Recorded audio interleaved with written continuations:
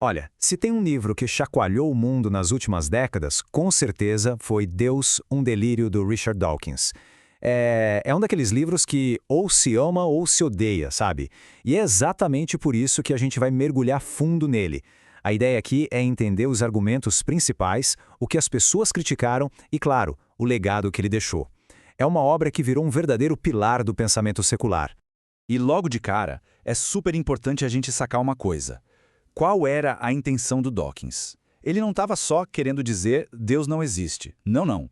A proposta dele era bem mais ambiciosa. Ele queria mostrar o ateísmo como uma visão de mundo positiva, algo libertador, que nos permite enxergar o universo de um jeito, segundo ele, até mais claro e maravilhoso. Então, para começar, vamos dar um passo atrás e entender o cenário da época. Como é que esse livro surgiu e qual foi o impacto cultural dele assim que foi lançado? Bom, o livro é de 2006 e ele não apareceu do nada, sabe? Ele foi, na verdade, a grande estrela de um movimento que ficou conhecido como Novo Ateísmo. Pensa assim, Dawkins, junto com outros caras como Christopher Hitchens e o Sam Harris, basicamente tirou a discussão sobre religião e ateísmo dos círculos acadêmicos e jogou no meio da conversa do dia a dia, no centro do debate público mesmo. E aqui está o pulo do gato de todo o argumento do livro.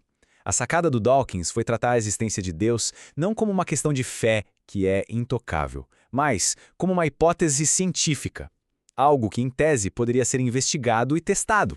Então, o que exatamente ele chama de hipótese de Deus? É bem específico, olha só. É a crença de que existe uma inteligência sobre-humana, sobrenatural, que projetou e criou o universo de propósito. É essa a ideia de um designer do cosmos que ele vai atacar de frente durante todo o livro. O alvo é esse.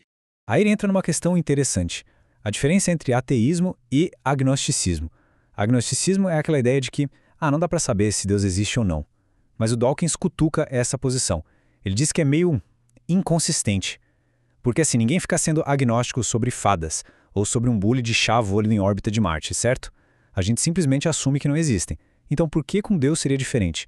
Para ele a probabilidade é tão, mas tão baixa, que ser ateu acaba sendo a posição intelectualmente mais coerente. E para não ficar naquela coisa de sim ou não, acredita ou não acredita, ele propõe uma ferramenta bem legal, uma escala de probabilidades, de 1 a 7. A ideia é que a crença não é um interruptor de liga-desliga, é mais como um dimmer. Cada um pode se colocar em algum ponto desse espectro, mostrando o quão convencido está. É uma forma bem mais nuançada de pensar sobre o assunto. E onde o próprio Dawkins se coloca nessa escala? Ele diz que é um 6,9. Olha que curioso. Ele não diz que é 7, que seria a certeza absoluta de que Deus não existe. Porque como cientista, ele sabe que certeza absoluta é algo complicado. Mas 6,9 significa que ele acha a existência de Deus tão, mas tão improvável, que na prática ele vive a vida dele partindo do princípio de que não existe. Ok, agora a gente vai para o coração do livro, para o argumento que é talvez o mais famoso e o mais científico dele. A grande cartada contra a ideia de um designer divino.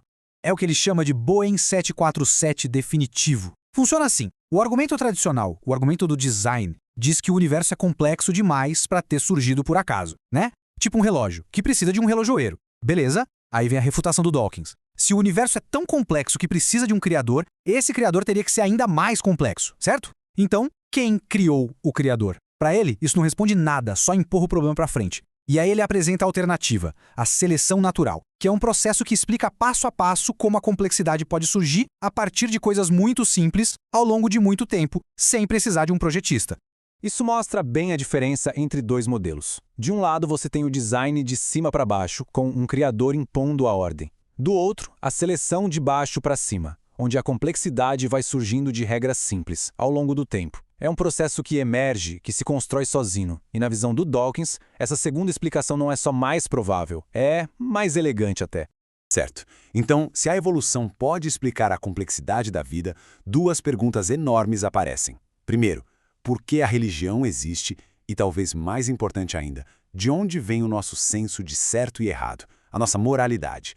Pois é, essa é a próxima grande questão que o livro encara de frente. Se não foi um Deus que nos deu as regras, por que praticamente toda a sociedade humana tem códigos morais? E por que a religião é um fenômeno tão universal, presente em todo o canto do mundo? A resposta dele para a religião é bem interessante. Ele argumenta que a religião não é uma adaptação evolutiva, mas sim um subproduto, um efeito colateral de outra coisa que foi útil para a nossa sobrevivência. Pensa numa criança, por exemplo. É super útil que ela acredite em tudo que os pais dizem, tipo, não chegue perto do fogo. Isso salva vidas. Só que essa mesma obediência cega a torna vulnerável a acreditar em outras ideias que não têm evidência nenhuma, como as ideias religiosas.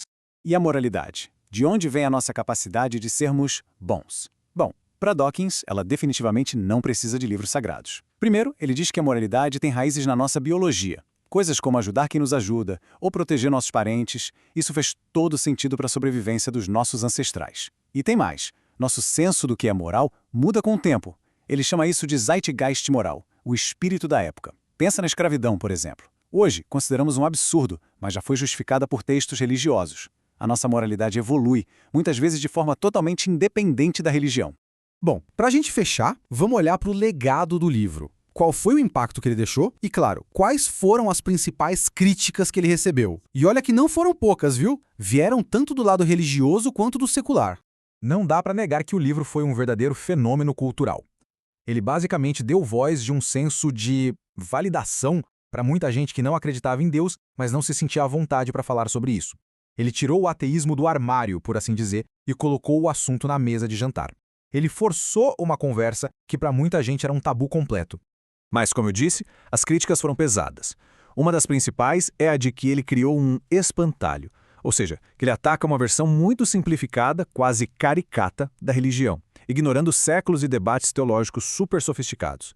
Outra crítica forte foi a de cientificismo. Acusaram ele de defender que a ciência é o único jeito de se chegar à verdade, meio que descartando o valor da filosofia, da arte e de outras formas de conhecimento humano. E é essa, no fim das contas, a grande questão que fica ecoando até hoje. Deus um Delírio fez muito mais do que só defender o ateísmo. Ele defendeu uma visão de mundo em que o método científico é a ferramenta suprema para entender a realidade. A pergunta que fica é, será que ela é a única ferramenta válida para responder às nossas questões mais profundas, as existenciais? E bom, a busca por essa resposta é o que continua alimentando o debate fascinante entre ciência, fé e filosofia.